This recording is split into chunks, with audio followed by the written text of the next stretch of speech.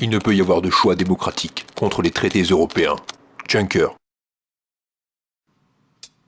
Hey, je me suis récemment penché sur le fonctionnement de l'Union Européenne. Et devinez quoi? C'est un putain de bordel. Bon, il faut savoir dans un premier temps qu'il y a 5 grandes institutions au sein de l'Union Européenne. Il y a le Conseil Européen, le Conseil de l'Union Européenne, la Commission Européenne, le Parlement Européen et la Cour de Justice. Un putain de bordel, je vous dis. Mais pas d'inquiétude les amis, je vais pas vous parler de ça aujourd'hui. Je vais plutôt vous parler du traité sur le fonctionnement de l'Union Européenne. Le TFUE, oui. Et plus particulièrement des articles qu'il renferme. Alors voici 5 bonnes raisons de rester dans l'Union Européenne. Oh, non, faut pas sortir, hein.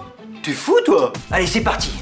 Numéro 1. Articles 120 et 121 du TFUE. Les grandes orientations des politiques économiques ne sont plus décidées par nos représentants. L'article 120 et 121 du TFUE donne le pouvoir au Conseil de l'Union Européenne sur proposition exclusive de la Commission de fixer, je cite, les grandes orientations des politiques économiques. Donc pour la faire courte, la Commission ordonne, contrôle et sanctionne tout pays qui mènerait une politique non conforme aux directives. Ce sont ces articles qui ont permis entre autres l'émergence de la loi Macron ou la loi El Khomri par exemple. En d'autres termes, les grandes orientations politiques ne sont pas définies par les gens que vous avez élus, mais par la Commission, des gens que vous n'avez pas élus. Mais vous inquiétez pas, hein, c'est des professionnels, ils savent très bien ce qu'ils font les gars. Ça va, c'est bon. Numéro 2. Article 123 du TFUE. La France n'a pas le droit de créer elle-même sa propre monnaie. J'ai vraiment besoin de commenter cet article là? Bah oui, Jordanix, c'est le principe de ta vidéo. Ouais, bon. Pour faire simple, les institutions européennes interdisent aux États d'emprunter auprès de leur banque centrale. La création monétaire est donc abandonnée aux banques privées. Les banques qui, je vous le rappelle, sont quand même déjà pétées de thunes, hein. Et en plus d'être pétées de thunes, les banques privées ont un seul et unique objectif, c'est de ramasser un maximum de pognon en un minimum de temps, ouais. Et ça pour l'intérêt général, c'est super! Ah non, en fait, peut-être pas. Numéro 3. Article 245 du TFUE. La Commission est indépendante. Vous avez bien lu, la Commission est indépendante. Elle ne sollicite ni n'accepte aucune instruction d'aucun gouvernement ni d'aucun organisme. Bon, rassurez-vous, ils font peut-être quelques exceptions. Ouais. Étrangement, il y a un tout petit détail qui est absent de l'article. Petit détail, hein? Rien de bien méchant. Et ce petit détail, il est discrètement stipulé par l'article 9 du règlement intérieur de la Commission. Règlement intérieur de la Commission. Article 9. Les réunions de la Commission ne sont pas publiques. Les débats sont confidentiels. Ouais. Non seulement les gouvernements eux-mêmes sont priés de ne pas interférer dans la politique menée par les dirigeants de l'Union Européenne, mais en plus, les débats sont confidentiels. Mais ça, moi je dis, mais c'est super! Non? Vous trouvez pas?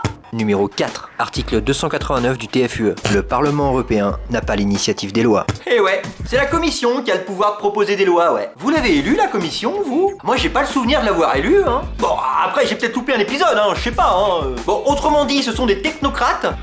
Technocrate. Groupe de personnes tendant à faire prévaloir les aspects techniques d'un problème sur les considérations sociales et humaines. Des gens non élus donc, qui proposent des lois. Mais attendez une minute, il me semble que celui qui a l'initiative des lois dispose quand même d'un sacré pouvoir, non? Bah oui, car il ne prendra jamais l'initiative des lois dont il n'a pas envie. Démocratie, vous dites? Ou ça? Pourquoi pas là, Numéro 5. Article 130 du TFUE. La BCE est indépendante. Alors, pour bien comprendre, une banque centrale a pour mission première de réguler la quantité de monnaie en circulation dans une économie. Il s'agit de faire en sorte que l'économie dispose de suffisamment de monnaie en circulation pour pouvoir fonctionner. C'est bon là, tout le monde suit?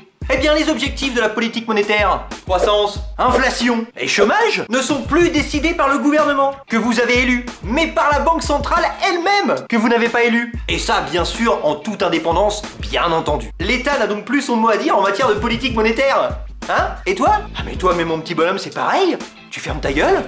Vous pouvez voter à gauche ou à droite, ça ne changera absolument rien à la politique monétaire. Donc quand vous entendez le petit Régis s'exclamer sur son canapé en regardant BFM TV, moi j'en ai marre, le président il a encore augmenté le taux de chômage, il a fait baisser la croissance et l'inflation a encore augmenté. Eh bien notre petit Régis en disant ça, montre qu'il n'a jamais lu les traités de la Constitution européenne. Et comme je comprends, putain c'est chiant quoi. Et puis franchement, le foot et les émissions de télé-réalité, entre nous, c'est tellement plus sympa. Alors là je suis bien d'accord Jordanix. Conclusion. Comme vous pouvez le constater, l'Union Européenne nous offre un avenir radieux, un avenir démocratique. Ça se dit ça, démocratique? Bref, c'est notre avenir. Soyez heureux, merde. Après tout ça, franchement, si vous voulez toujours pas continuer à encourager le développement de l'Union Européenne, je peux plus rien pour vous les gars là, hein. Merde, putain, j'avais une autre conclusion, je l'ai foutu où? Ah bah voilà, c'est bon.